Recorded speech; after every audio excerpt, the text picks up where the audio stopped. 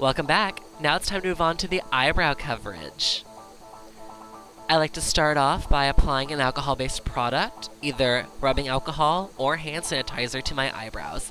I'm using hand sanitizer here. You want something with an alcohol base or straight up alcohol to help remove the oil from your brow hairs and dry out your skin in that area. Moving on to the Elmer's Purple Glue Stick, which is a drag queen godsend. I'm applying against the grain, which is the way the brows don't grow, then going upwards towards my hairline. Repeating on the other brow, against the grain, and then up towards the hairline. Gluing the brow hairs up will help promote a more seamless and smooth look to your makeup. I'm achieving the upward position of the brow hair by combing them up with a clean mascara spoolie. You can find these at your local beauty supply. Repeating on the other brow.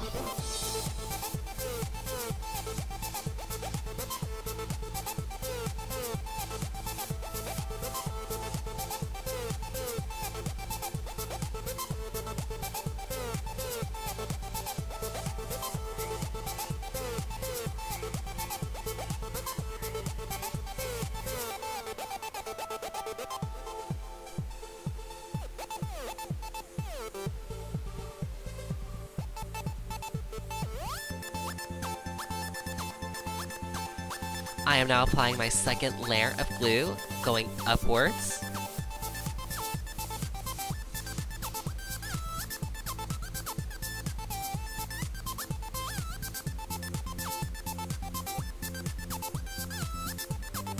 And setting the eyebrows with Super White by Ben Nye. This is actually going to camouflage the texture of my eyebrows. If you have lighter colored eyebrows, this step could actually take care of both the color and texture. But since I have such dark hair, this can only take care of the texture of my brow hair. I'll have to combat the colors that's showing through with my foundation.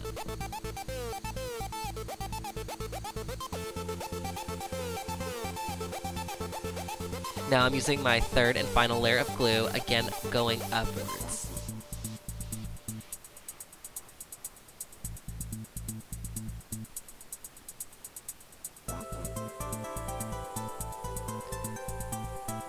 And applying one last layer of Super White. Also make sure to blend all the powder that has not been stuck down.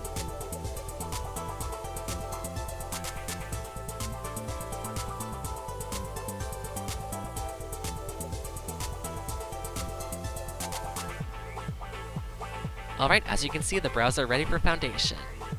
I like to use Krylon TV Paint Stick. This is 4W. A lot of queens here in Houston like to use Mayron.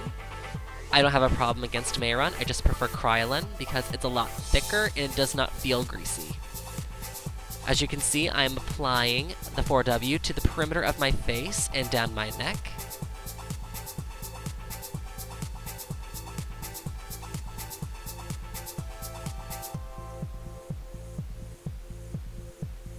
As you can see, I have left spaces on my face, such as under my eyes and the center of my forehead. I am now going to blend that in to my face with a white cosmetic sponge. This is why we use the primer. If the primer wasn't there, this would have been blended right into my skin and caused a lot of the skin problems I mentioned in the first video.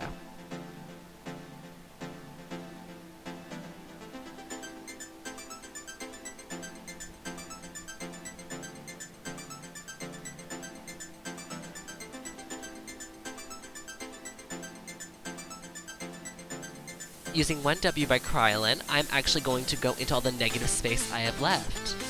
I like to leave that negative space because it gives the true color of the foundation.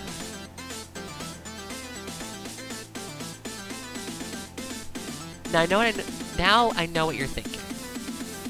You're thinking, wow, that's very bright. But look. The color is actually perfectly concealing the color of my eyebrows. And actually, it won't look this bright once everything has been completely set. Using another cosmetic sponge, I am now going to blend the 1W.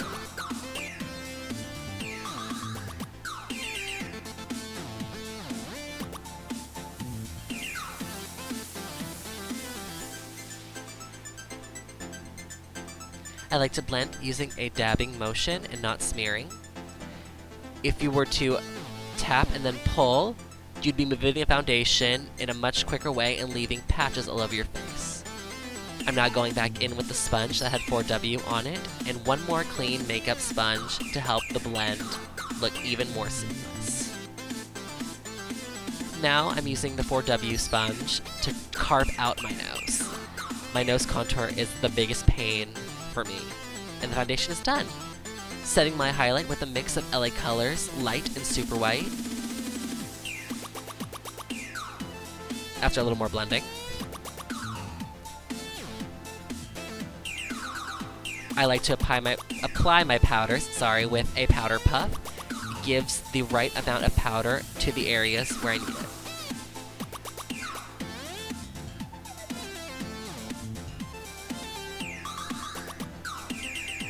Now I'm going to set the rest of my face using Neutral Set by Benma.